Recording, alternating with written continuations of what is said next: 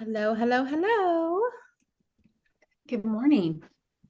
Good morning, good afternoon. Oh, yes, it's Not for sure afternoon where for you you. are or what time it is, but I'm just grateful you are all here. Let me continue to just add people in the next few minutes.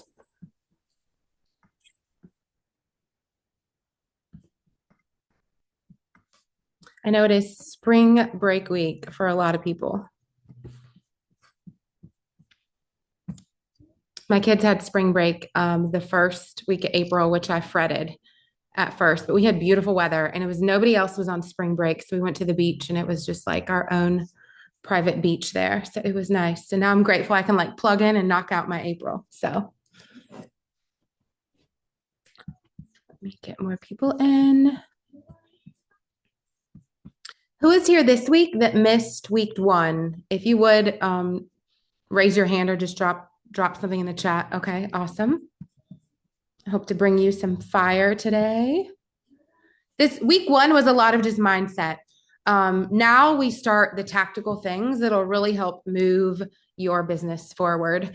So we are going to jump right in. Let me get this screen shared. Okay, everybody can see my screen shared. Thumbs up.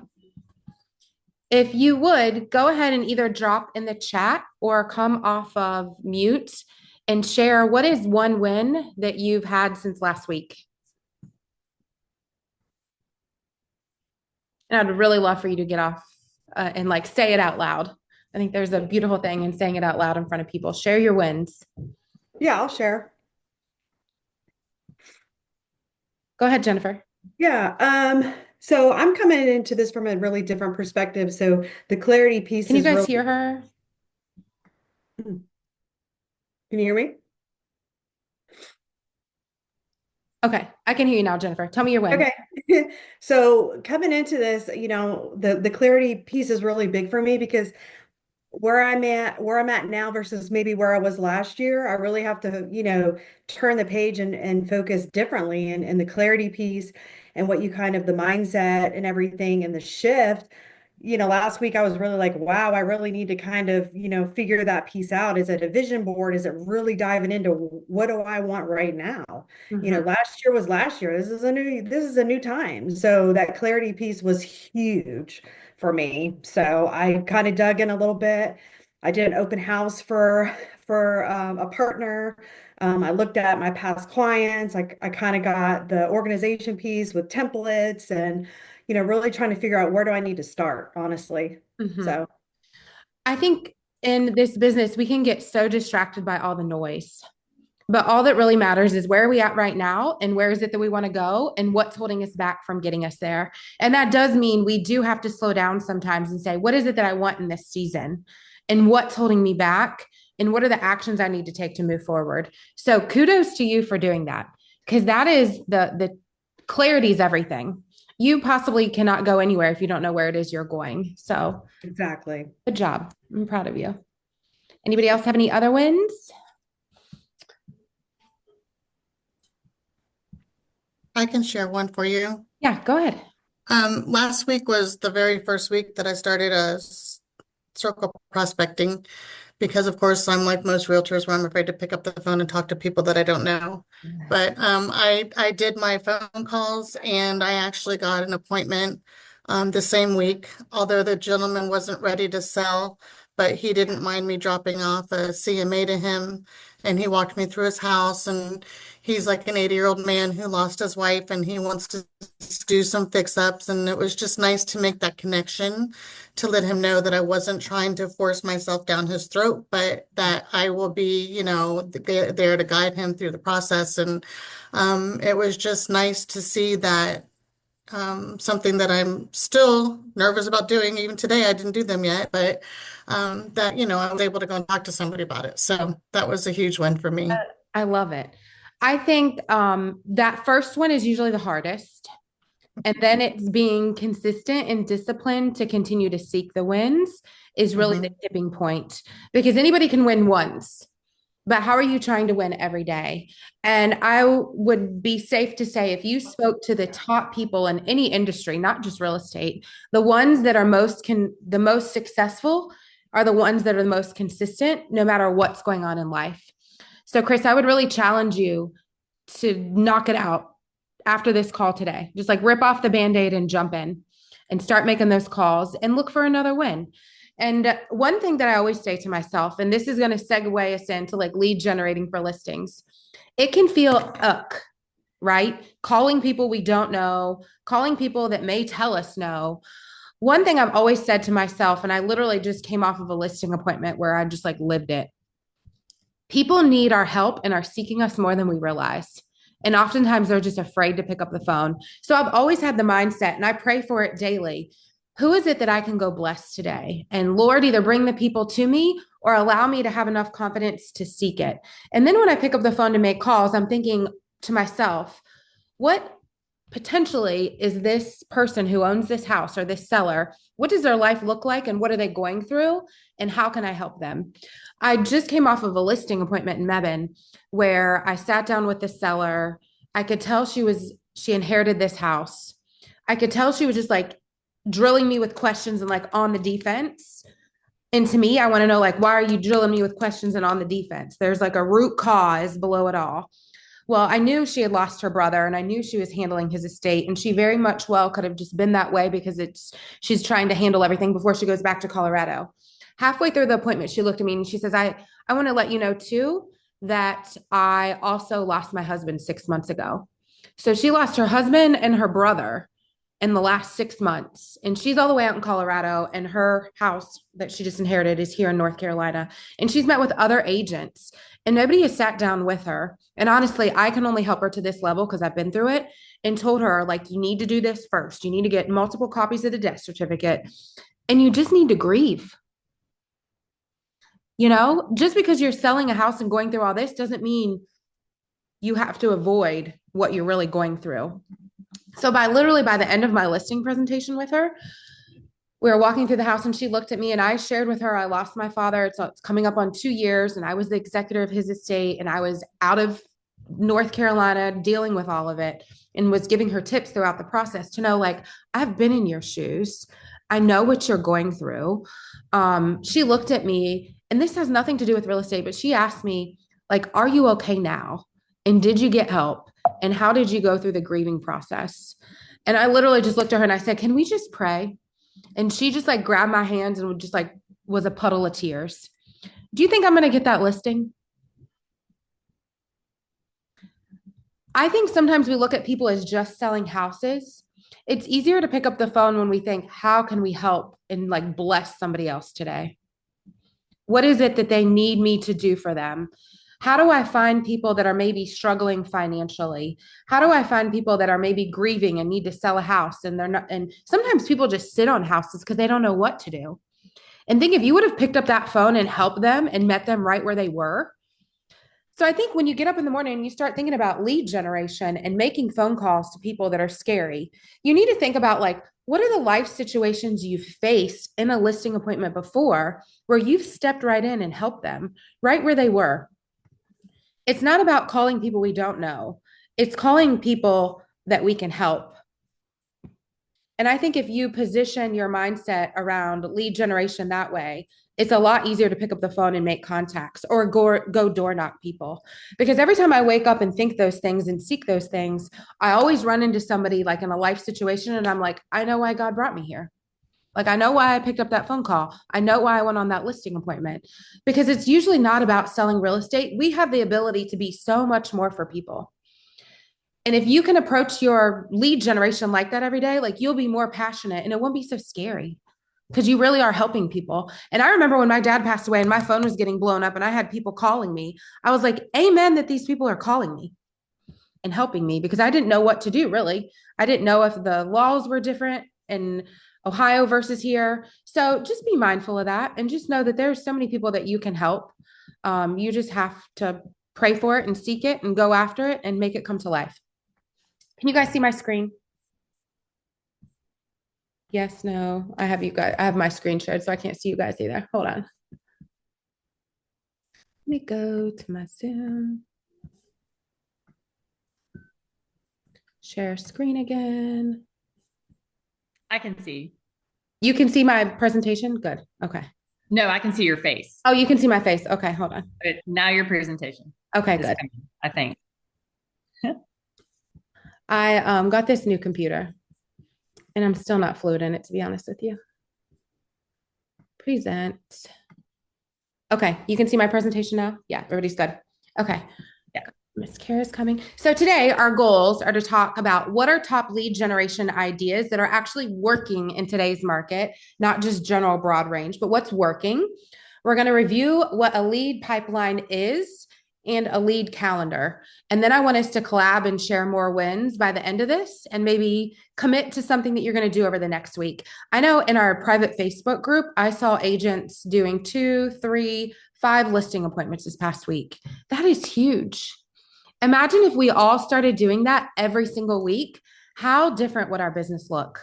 So keep sharing the wins and share how you're getting the wins.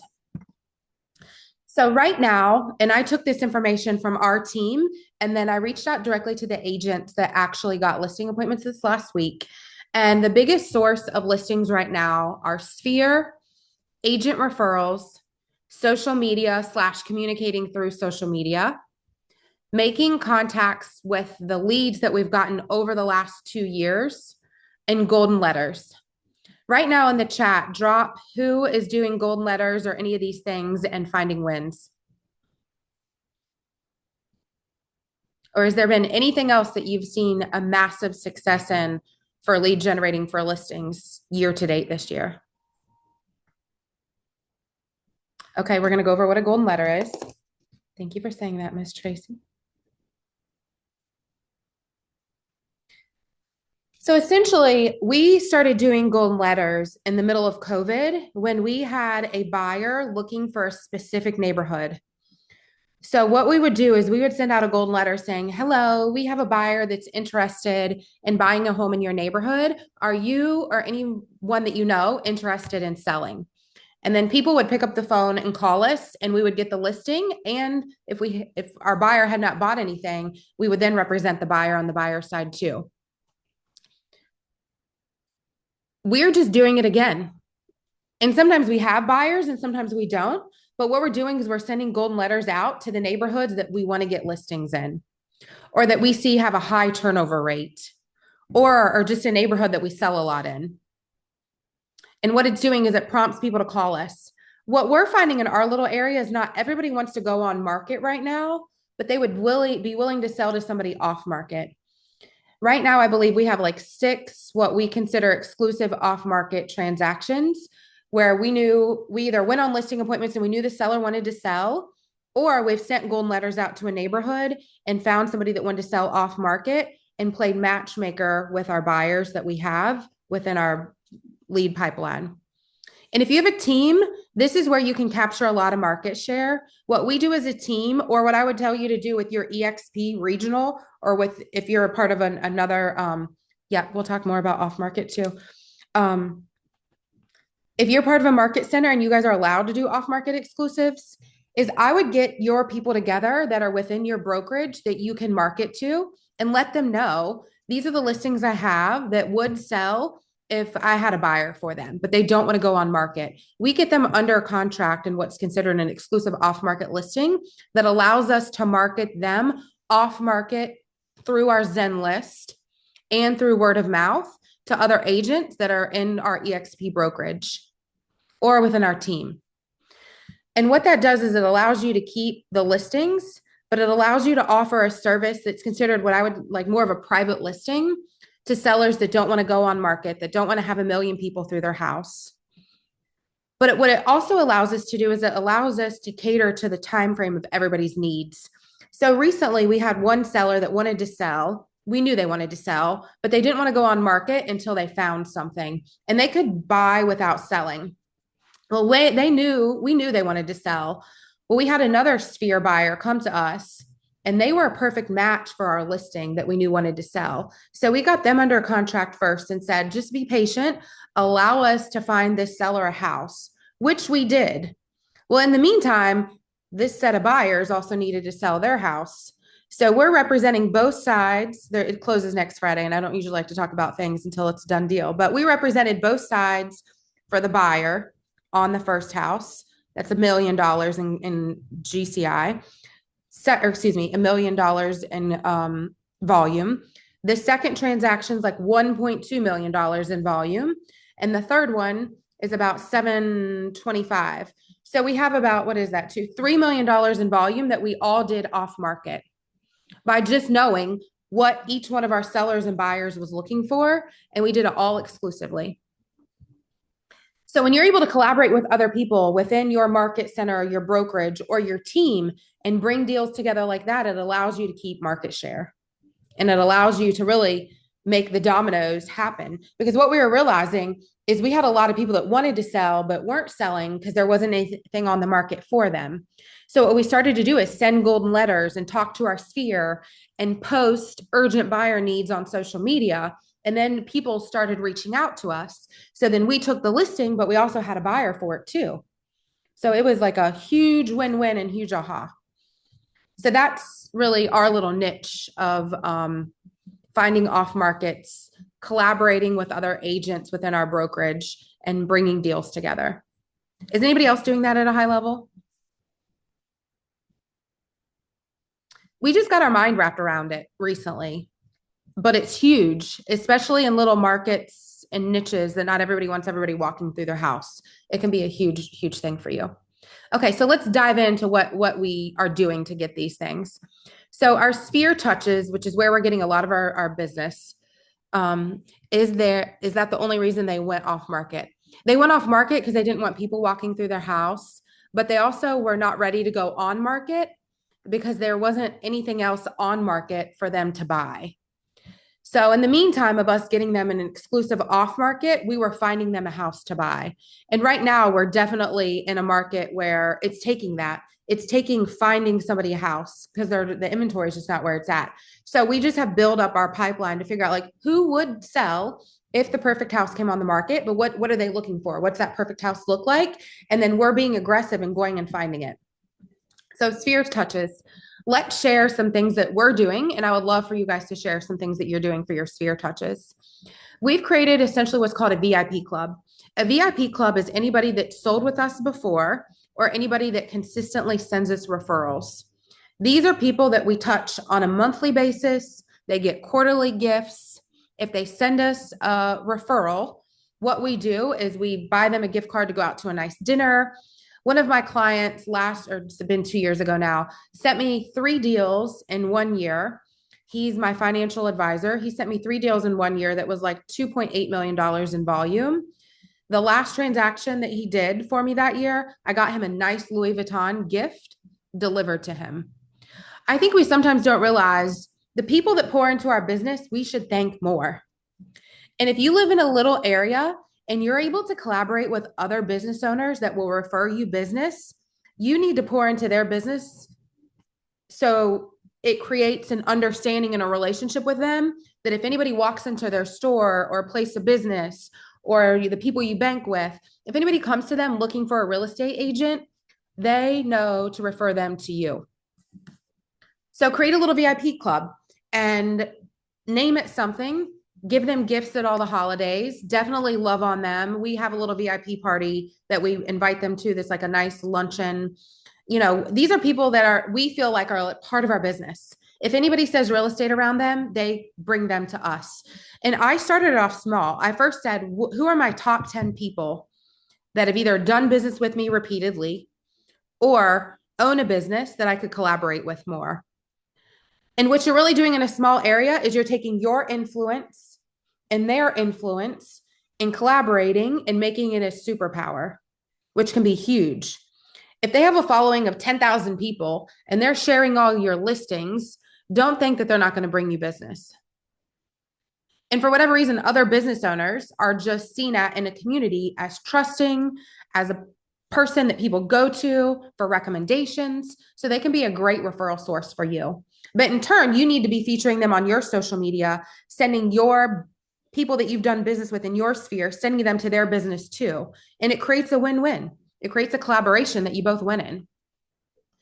Another thing that we're seeing huge results in is using our Fellow link and using Fellow. I know last week I mentioned Fellow. If you're not using Fellow or some sort of home bot or automated value system, you should. What we started doing is we're posting our Fellow link on social media. We're sending it out into neighborhoods as well that we want to grow our business in. But we've taken our whole database and put it into Fellow, which then Fellow has a system that touches those people and then they click on the link and we can see based upon their score and how much they're interacting with it, what is their likelihood of selling. And then we're then taking that information and running with it and setting up listing appointments. But what we started to do most recently is we're taking that Fellow link and sending it to them in more creative ways. So our sphere recently, we've taken that Fellow link and put a simple little message on Facebook Messenger and like send it out through Facebook Messenger because it's a unique way to approach them. It's not just a text message. And we're getting a lot more responses that way. So that's what we're seeing win right now. One other thing that we did the end of 2024 is I made my whole team be very diligent in this. But we went through every single contact in our CRM system and made sure we had their full information in there. Oftentimes we'd have their home address, but not their phone number, or their phone number, but not their email.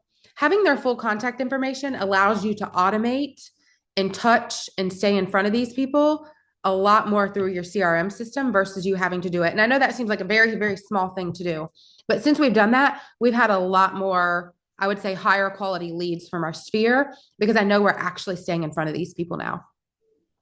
We also do quarterly events. We do coffee with the A team where we invite our sphere and past clients out to. We do a women's event on Women's Empowerment Day where we collaborated with other local business owners that were women.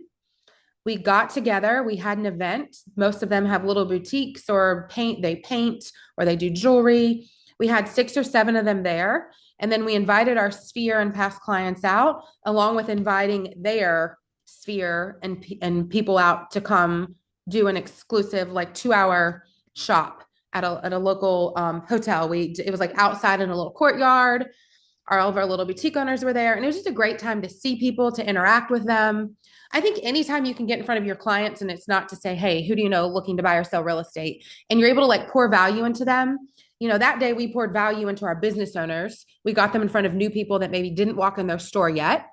But we also got to see our clients. And I had 2 or 3 people come up to me like, I have a friend looking for 3 acres in Guilford County. This person I know wants to sell this year. So it just allows for people to have more interaction with you in a more casual like setting.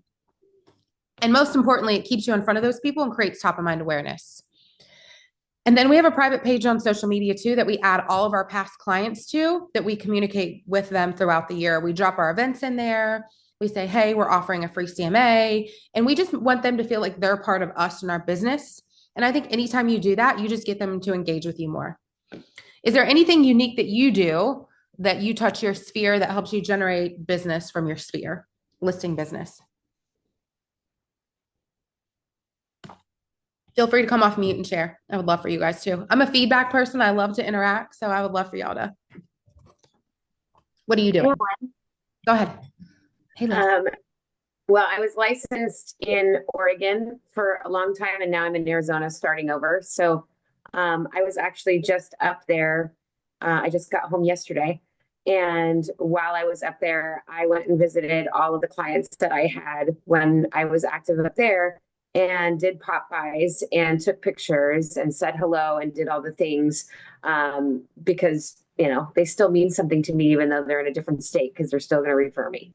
Absolutely. So I just popped by little trinket gifts, nothing, you know, major, but it was more about, you know, hey, she didn't forget about us and that she's here visiting, because it's been like 3 years since I was up there last, because I too was dealing with the death of my dad and everything else. So now I'm just getting the ball rolling and back into it, but it definitely meant a lot to me, but it also did to them. Yeah. Anytime you can just love on people, you deposit what I consider like a little soulful seed into them that will take harvest at some point in time. And I think sometimes we expect it to happen right now. It doesn't happen right now. And I've been telling my team, like, you got to do this for a year or 2 before you start seeing the results. But I promise you the results are undeniable. And if you can lead generate and get your business going and sustain that 1 or 2 years it takes for people to start contacting you, you're going to win. And anytime you can get people to start contacting you because of these little emotional deposits you've made into them over time, it will build your business exponentially, especially a referral business. Anything else you guys have done that have helped you grow your listing business with your sphere? I always send out birthday cards and anniversary cards. Mhm. Anniversary, you guys probably already do that too, but I feel like that's really important. I send a Baskin Robbins gift card, or I send a lottery ticket. Mhm. So I love lottery tickets are always fun. mhm. You can bless somebody exponentially with a lottery ticket. And it gets people's attention. I send out personalized, just little note cards, you know, handwritten note cards, to my sphere and also to my neighbors in my neighborhood. I just feel like when they see that it's not a office letterhead and, you know, and a mailing sticker on there they're tending to open it. And, it's just a handwritten card offering my services or, giving them an update on something. And I put my business card in there. But like you told your group that it takes like a year or two to get returns off of that. But I feel like that kind of sets me apart, hopefully, Yeah. from the regular person that's sending out, the regular realtor that's sending stuff out. Yeah, I don't know who wouldn't want to open a handwritten thing. I always know it's either a thank you and a Mhm. wedding invitation, a baby shower. Like those are the best things to open. So the more you can do those, I think you're going to get results. This is just a QR code. This is another class I did talking about growing your database. If you're struggling to have a good database, this is a little YouTube class that will teach you all the things, where to go, where to get the information, ideas of like using, if you have children, the class list, going into your Gmail and just exporting your Gmail contacts. I have had a few agents on my team that I know have huge spheres and have like 75 people in their CRM system. And I'm like, use the people you know and love on them. Send out the fellow link, send out new listings to them. Email is where it's at. So if you can get and grow your database to the next level and make sure you have full contacts in there, we can drop videos, we can, whatever it is you want to do, invite to your events. It's way easier to hit up the masses when you have full contacts in your CRM system. And this is something I wish I would have slowed down and did sooner, like being diligent and building these things out. Because as you grow, like it would be impossible for me to go all the way back to 20 years ago and add everybody into my CRM system. Impossible. I don't have all their information. But if you're just starting out or getting established and you're only 2 to 3 years in, or even 5 years in, go and take the time and do this. It will be the best investment you make in your system to automate communication to past clients. So scan that little QR code if you want it. Okay, agent referrals. We, for a long time, saw agent referrals go away. And I think because the market was just so savage. We're seeing agent referrals come back. I would say we're getting maybe 2 to 3 a week right now, which is huge. And these are people that are usually already pre-qualified, ready to go, that just need to find an agent in this area. So what are we doing to grow our agent referrals? Networking with agents outside of our area, obviously, but we're really slowing down and figuring out like, where is most of the business coming from? In our area, we're between Charlotte and Raleigh. We have a lot of Raleigh agents that are now referring us business because they don't want to make the drive anymore, and vice versa. I've sent probably 4 deals to Raleigh, Durham agents in the last 2 months. So we're seeing these referrals come back. So I would say slow down and look to see where people are moving from and start to create relationships, maybe on social media first. Start interacting with those agents on social media. Go to local or regional events and meet people and make yourself known. Let them know, hey, I have a top team in Burlington, North Carolina. If you ever have anybody looking to buy or sell in this area, we'd love to help. And then follow them on social media after you meet them so they can see the human side of you. Because that people buy people, even other agents want to work with us because they know who I am as a person.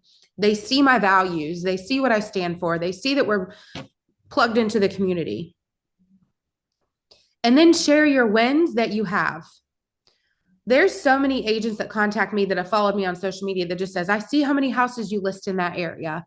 Or they've went to my Zillow or realtor.com and said, I see that you're, the top agent in the area. I wanted to send somebody business that does high volume, but also has a social media presence and all the things, that does video. Agents sometimes interview you without them even contacting you first. So like make sure your social media matches your production and vice versa, because it's huge right now. Anybody else having any luck with agent referrals? I think another way is just to get involved in some groups on Facebook too, that you can exchange information in. Anybody else seeing any wins with agent referrals right now? It may just be our area. Social media. I would love for a few of you to lean into this, but how are we winning on social media right now? Most of my, okay, tell me how you get it then, Liz. What does it look like? I do tons of networking. I go to all the events and I go on the EXP sites. and just list everywhere. I mean, I have a lot of it is I know a lot of people in different areas of Phoenix or beyond. And so whether it's lenders or what have you, it's everybody that I meet along the way, and I keep all their information and I touch base with them monthly as well. I do the handwritten cards and everything. So yeah, 90% of my business is referral.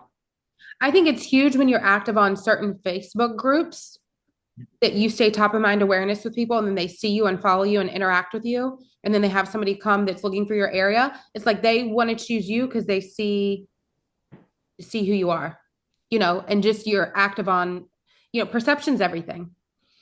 So I would encourage you guys to just join some like local, regional, and even larger groups on social media and start interacting with other agents. Social media for us is huge. It's where our brand essentially lives, is what I would say. We are huge on doing listing tours. I would say almost every time we do a listing tour, we get a buyer lead. But what it does is it shows other sellers how their home will be featured on our social media and the views and the interactions. And they just know it's a very highly visible way to get eyeballs on their house. And you have to think your avatar client, the seller, what do they want? What do they usually want to use? They want to use the agent who has the best marketing, who knows how to negotiate, who knows how to expose their house and get it out there to probably the avatar buyer. And that's what listing tours do. Listing tours are huge. Anybody else that's doing listing tours at a high level? Kara, I know you're on here, honey, and I want you to share the power of your listing tours. Oh yeah, I'm here. What Yeah, do I your get listing tours do for you? A lot. What was that? I said, tell me what your listing tours do for you.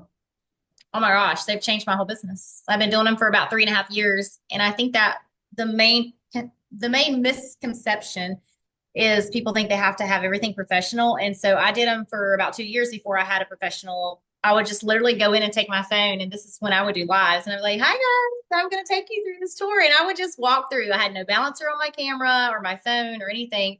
And so I think that a lot of agents just overthink it and they think they've got to be perfect. I do have somebody that does that now, but I did not start there. But I list a ton. I closed 139 homes last year by myself without a team. So I list a ton. And people want to list with someone who's doing the extra work. Mm-hmm. It shows that you do go deep. Mm-hmm. And I love what Kara said. Honestly, sometimes our best listing tour videos are the ones that are not done by the professional camera. I mean, if I go back and look at like our top listing tour videos, even one I did recently, I literally just do. Like, I don't overcomplicate it. It's just getting your client's house out there and then showing other sellers what you're willing and able and can do for them is where you're going to win the sellers over and getting their eyeballs on you. Direct messaging is huge. I think oftentimes we post on social media, but we don't interact with the people. We get a lot. I tell my girls all the time, if you see that I posted one of my listings and I haven't messaged those people, go after them. Because I possibly don't have time to interact with all these people. Direct message them. Hey, I saw you liked that listing. Is that a house that you're interested in? Or are you in the market to buy or sell a home? Like, create conversations with those people. Don't just post. Posting your wins is huge. I got a listing appointment last week because I literally just posted, and I'm going to do another one today. But I literally posted, you can buy and sell in this market, and here's how. And share the story. We got this one on the market. We found them a house. We got it under contract contingent upon their selling. Like, tell people, give people a visual of how you can do that in today's market. And I promise you, making that post will make people realize they can do it too. How long is your listing tour video? It depends. I try to keep it a minute and under. It's hard to keep people's attention much longer than that. To be honest with you, we do a full, like I have a few that are like 2 to 3 minutes that we post on YouTube, but I usually just create little snippets out of that to post on Instagram and Facebook. This is Janina. I asked that question. So which parts of the house do you focus on then? What parts do you feel like sell the house? The kitchen and the bathroom. Okay.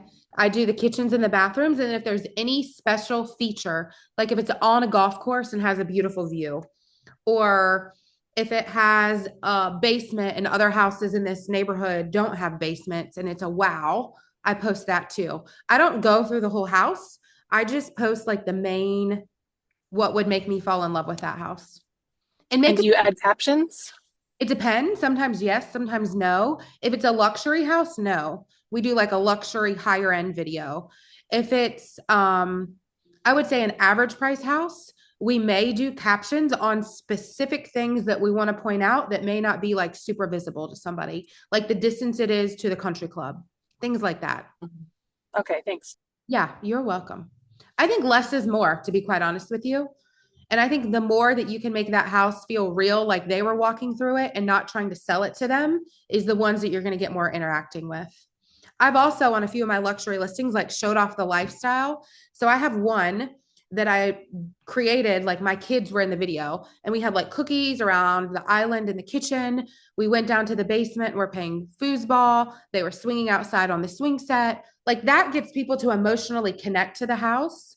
But also when sellers see that, they're like, this is like a movie, and that matters if you're trying to appeal to the luxury price point. They want it to feel elevated. They want it to feel different.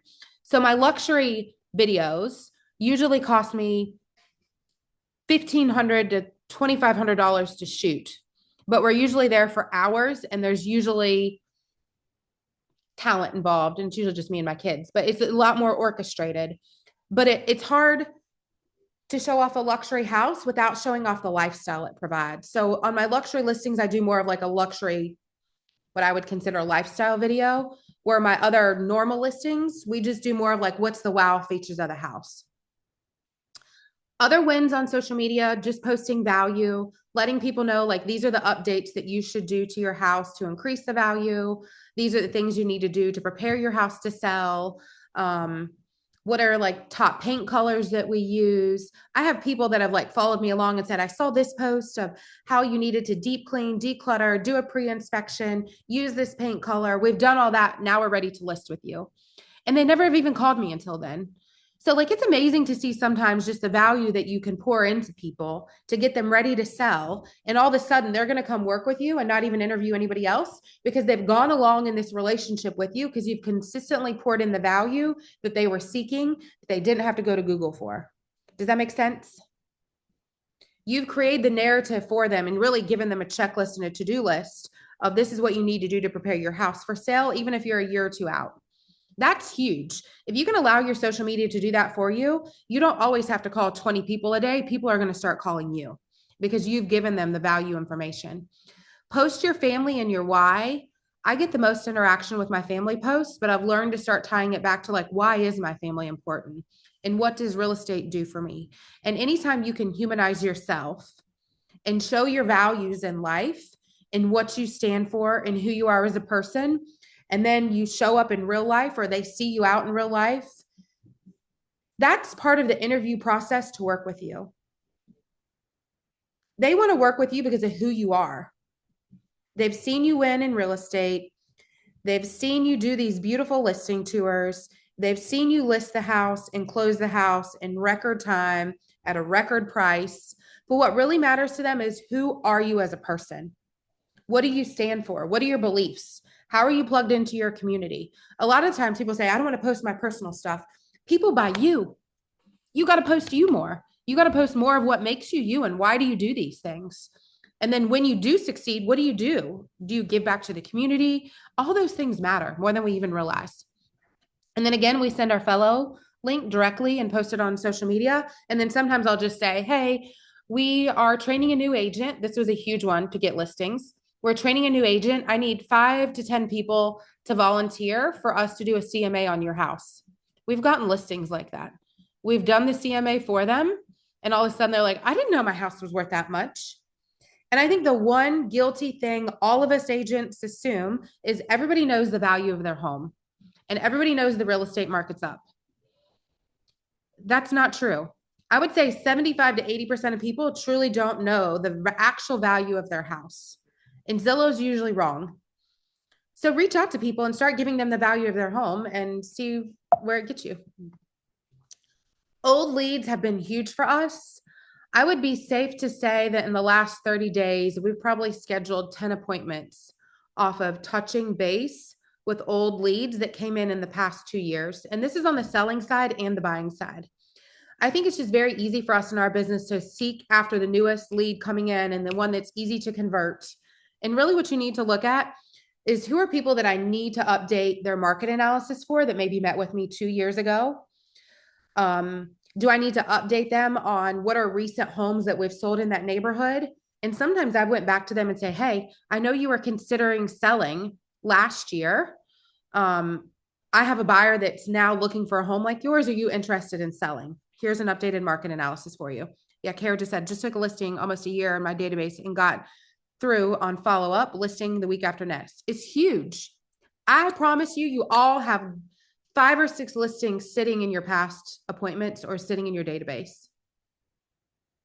I recently started like automating a lot of our processes in a video format. I'll share it next week. But I went in and created like YouTube, what I would consider like a chapter book of YouTube videos that we're now taking to send to our past listing appointments or past clients or just to people in our database that paint a picture of the listing process. And again, I think sometimes we don't slow down long enough to tell people like, what does the listing process really look like? What's step 1? What's step 2? I'm getting ready to do one of like, how do you buy and sell in today's market? What's the first thing you need to do? But send that out to people. Again, this helps move people along. And I'm going to have a, let me see. It's in a few. I have a video, or excuse me, I have a visual here in a minute that is a visual of moving people along from a C client to a B client to an A client. And where a lot of people go wrong, and the reason why a lot of you have inconsistent business is you're only focusing on A clients that are easy to convert. And you're not building your pipeline and your plate of business up from C clients to B clients to A clients. We're all guilty of it. Kara just said she got a listing that she went on almost a year ago and followed up with it. Same here. I've had people call me that I'm like, oh crap, I know you're in my lead pipeline, but I just haven't stayed in touch with you. They're like, we're ready to list now. And I hate that a little bit because I'm like, I should have stayed in better touch with you where you didn't have to call me, that I knew what you were doing to get your house ready for the market. So anytime I think you can automate stuff and have videos that go out as you moving people along in your process or presenting people with your process of what it looks like to work with you, it just helps you convert these people or bring listings to you at a much higher level. And I'll share a few of those. This is a video. I tried to embed it, but it didn't. But I posted it on my social media today. I'll post it in the private group. But it just tells people more about who we are, how we're more about just selling real estate. Like we want to help you and meet you where you're at and pour into you and bless you in some way, shape, or form. You need to let people know who it is and what it is you stand for. Not that you just sell 100 houses, but why do you sell 100 houses? Why is it important to you? What is your big why? What is it you love to do in the community? And share like the warm, fuzzy side of you that would get people more attracted to work with you versus you just being a top producing agent. So now let's talk details. So it's a contact sport. Last week, we talked about how you need to make 20 contacts a day consistently. That will ensure that you hit your goals. Who here has started doing 20 contacts a day and started to see wins from it already? Drop in the chat, raise your hand, whatever you want to do. Who here needs to? Yes. You just got to do it. I can't make any of you do it. I tell my team that. They have a weekly sheet that they send in to me every Sunday. Some of them do, some of them don't, and we ask them for it again. It will change your business. It is the one thing that I ensure that if you did it consistently, you could sell 100 houses a year. And you just have to ask yourself, what's keeping me from doing it? I was on vacation. No excuse, but meeting. Yep. Awesome, Liz. Get after it, honey. You can do it. So once you start making those contacts, you need to start making and tracking what your conversion rate is. I know right now on our team, for every 40 connections scheduled, we schedule 8 appointments. That's my numbers. So every time I connect with 5 people, I schedule 1 appointment. And I want you to figure out what your numbers are. So if you start tracking how many contacts you're making a week, and then you go back and you look at how many appointments you set, if you see this it took us about 2 months to figure it out, but you'll start to see how many contacts you need to make every single week to hit your appointments. Yes, the recording will be posted. Absolutely. Would you mind sharing the weekly sheet? I did last week. Kara, I'll post it, the actual sheet in the private group, and I'll message it to you too.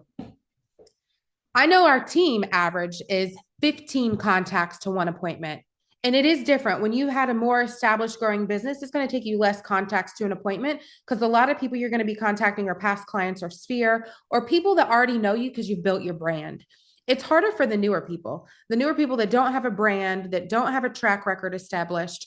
But I encourage them, like, lean into ours. Tell them our numbers, share all of our listings, share all of our wins, because perception's reality. When they start seeing you win within us, and they start seeing the wins that we're all winning together as a team, and you're sharing those, you're going to start to attract people to you too. And it happens. It always happens. But you need to know these numbers. And here's why. You need to know your connects to an appointment, and then your appointment to an actual listing. And then you need to back in and say, how many contacts or appointments do you need to go on to hit your goals? But the problem is, until you know your contacts to an appointment to listing, it is going to be hard for you to nail down how many you need to go on to hit your goals on a consistent basis. So you have to track what your conversion rate looks like right now. And then I know that I need to go on 3 listing appointments every single week to hit my goal. And here's some examples that I put in for just other numbers I've seen posted. So example, if you want to list 2 homes a month, 1 in every 15 connects is an appointment for you, and you're converting them at 50%, you need to go on 4 listing appointments a month or 1 a week. And this is where it takes this huge goal that's scary as hell and breaks it down into like the simplicity of connecting with people to get the appointment and then going on the appointment. So example 2, this is my example. So to list 10 homes a month, 1 in 10 connects to an appointment, or 1 in 5 connects to an appointment with a 90% conversion rate after I go on the appointment, means I need to go on 12 appointments per month or 3 per week. When I focus on how many appointments I need to go on per week and I hit them, it's easy. But when I don't know this number, I don't know what it is I'm trying to seek. If any of you are like runners or workout and you don't know like what you did last week or what got you to this week and how many appointments you need or how many sets you need or what your macros are, you possibly cannot know what to do. You're just the blind leading the blind. So if you own a team, I would start tracking these based upon the connect sheet, the 20 connect sheet, and start tracking how many connects have your team members been making, how many appointments have they been setting, and then who are they converting into a buyer or seller, and track their conversion rates for them. And then do the exact same thing for you. So I know if I make 5 to 10 contacts a day, I'm going to schedule my appointments. It's just going to happen.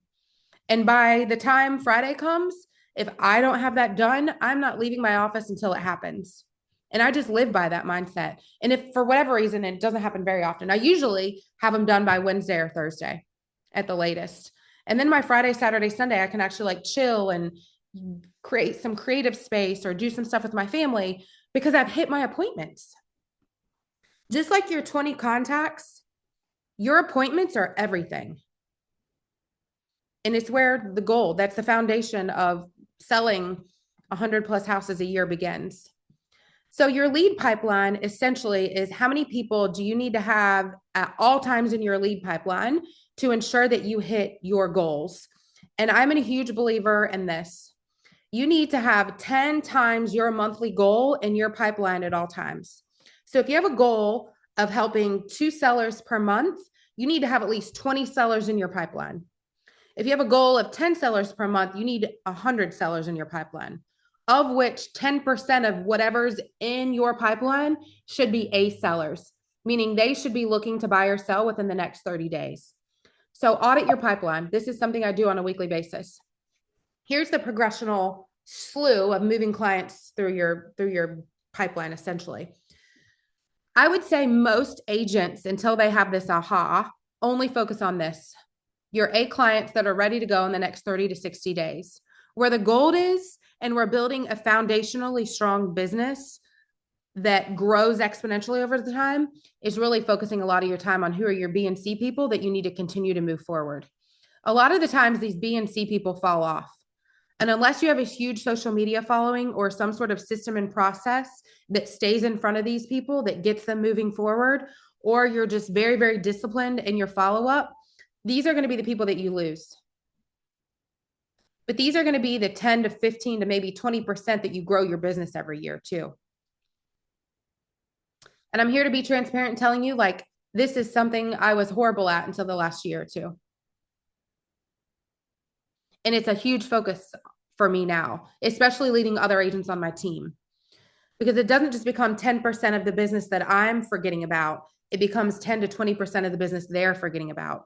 And when you have 7 to 10 people, and that's an additional 2 to 4 transactions per person.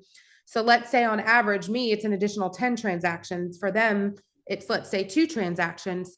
It's 40 to 50 deals a year that we're losing because we're not staying in front of people.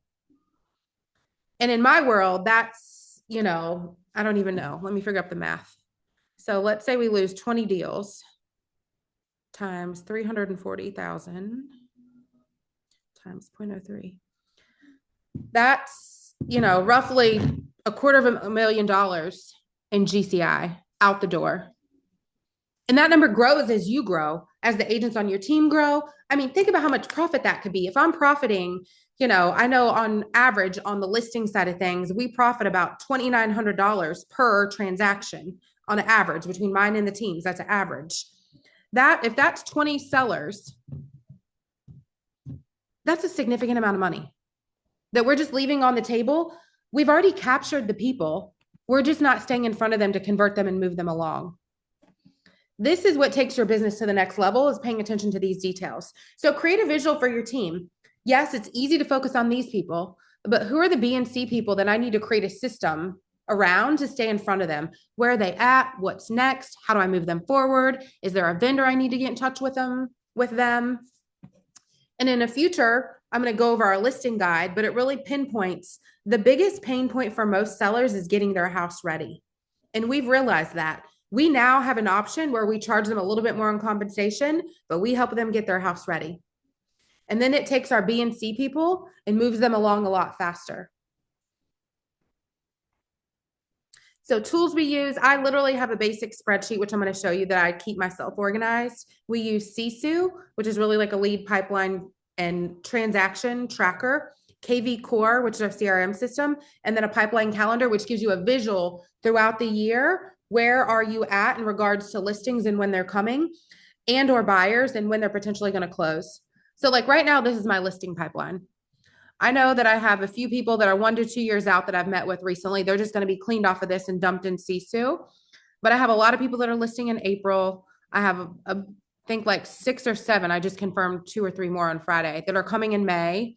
And then I have these people that I need to focus on moving forward. So like these are my A people. These are my B people that I need to stay in front of and help them move forward. My C people are in my CRM system, set up on a campaign to move them forward. I'll touch my C people maybe once a quarter personally. My B sellers, I'm going to touch probably bi-weekly or once a month and figuring out where they're at and how do I move them forward. My A people, I'm like every day, what are we doing? When are we going to be ready for photos?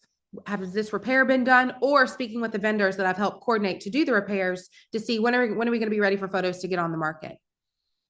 Right now, we're in a state of market where like I'm having to do this more than I ever have before, of like helping people get their house ready. We can't just throw a listing on the market anymore. We have a staging service we now provide as an option. We're coordinating repairs. A lot of the people that we're selling for now bought during COVID and had 0 home inspections. So we're dealing with repairs that are, we had one that came in at like $70,000 a few weeks ago. Like we're dealing with that before we go on market.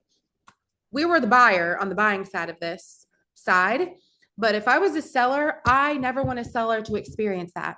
So if I walk into a house and know that they've lived in it for a long time, or know that they bought it and didn't get a home inspection, we're getting a pre-inspection, because I would rather be in control of the cost of what these repairs are going to be and the emotional flow of the selling side, I want to keep it intact. So the more that we can do in the front end and take care of the repairs, it's a huge win and an experience with you. This is what Sisu looks like. So this is my actual like Sisu listing pipeline right now. And what did I say? If I have a goal of 10, I said you needed to have 10 times your goal in your listing pipeline. I have 108 sellers sitting in my listing pipeline right now, of which the ones I showed on that sheet were my A's and potentially my B's coming up.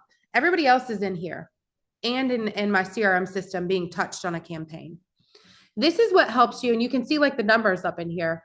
This is what helps you predict your future business and helps you if you're growing a team or if you're an individual wanting to grow a team or hire leverage. This is what will start to give you the permission to make those hires, knowing that you have this business coming in the future if you take the time to convert it and pour into those people. So this is huge for us. It also is great for us to sit down with the agents on our team to see what does their pipeline look like. And if they're messing around and not making the connects they need to make, we go back to this and say like, your pipeline's horrible right now. Like you need to be like in your contacts every single day, setting appointments. Yes, Tracy, I'll email you that sheet for tracking. These are taking a minute to load.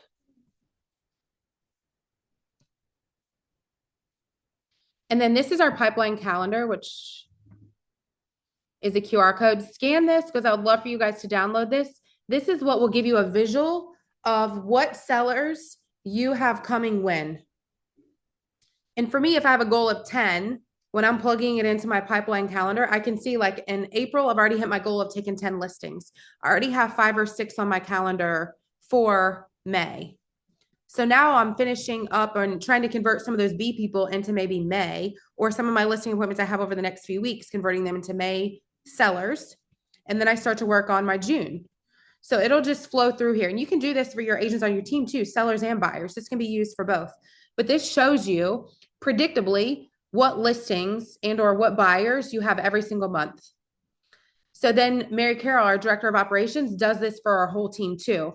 So then it helps us track, like if we have a goal of selling 22 houses this month and we only have 6 pending, like who are the 16 other people we need to find in the next 2 weeks to convert them into May closings. So it allows you to track and visually see what you have coming. And some of this is like, I have sellers that are going to be listing in June, July, August. So it helps you like keep a visual of when your people are going to be coming on the market. And then also it's easy for me to go there and say like, okay, could we move them up? What's keeping them from listing in July?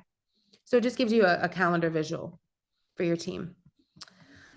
I think I already asked you guys this question. How were your contacts last week? I'm going to ask you guys this a lot because I want you to realize it's changed our business and I hope it changes yours. And it's one thing I ask my team daily, especially the top agents on my team, like, how are your contacts? How are your contacts? Especially when you're in a market where I had one girl on the team had 4 closings this month and another have 7.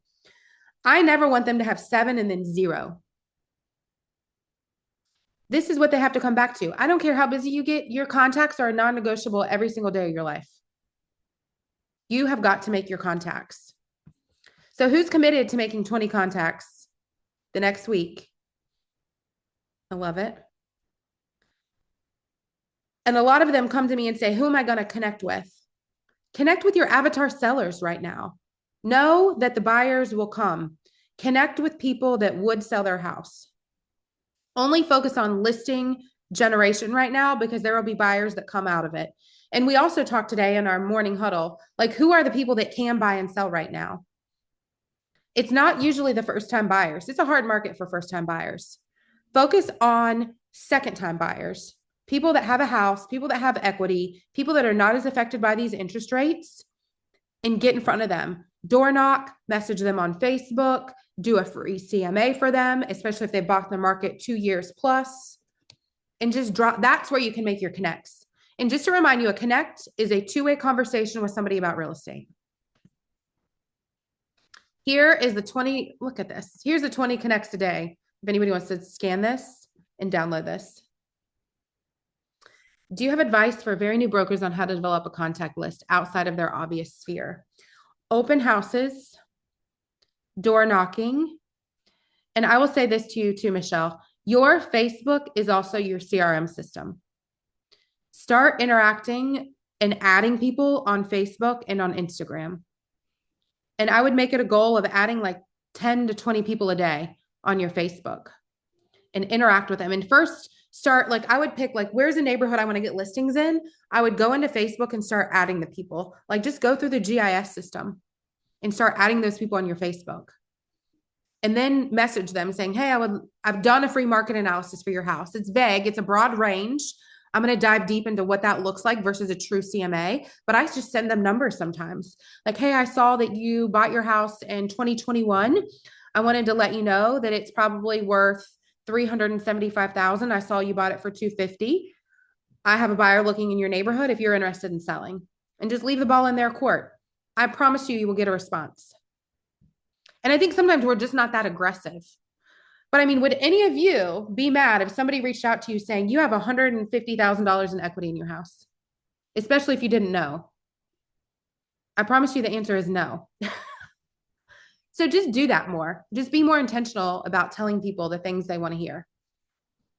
And then just a reminder, your values are everything. At the end of the day, you are responsible for your own growth.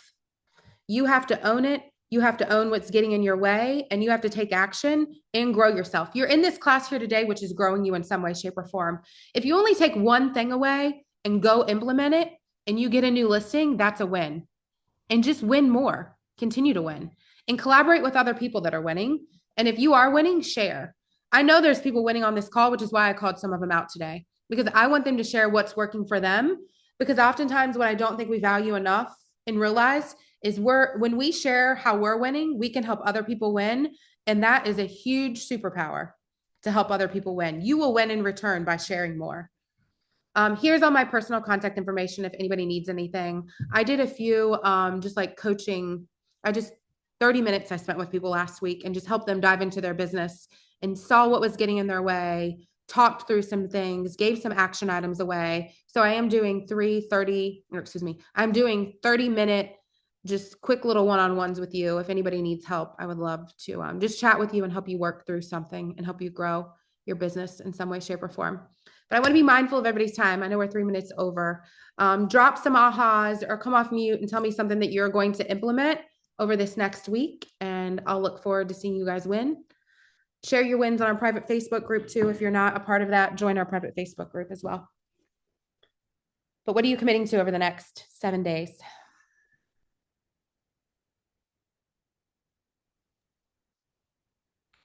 I'll share. Yeah, go ahead. The personal note really spoke to me because I do have a lot of contacts that I work with over like 7-8 years. I feel like the personal touch and just maybe reintroducing myself, let them know where I'm at now. I really like that. That resonates with my style. So I appreciate that tip. Yeah, love it. What else are y'all committing to this next week?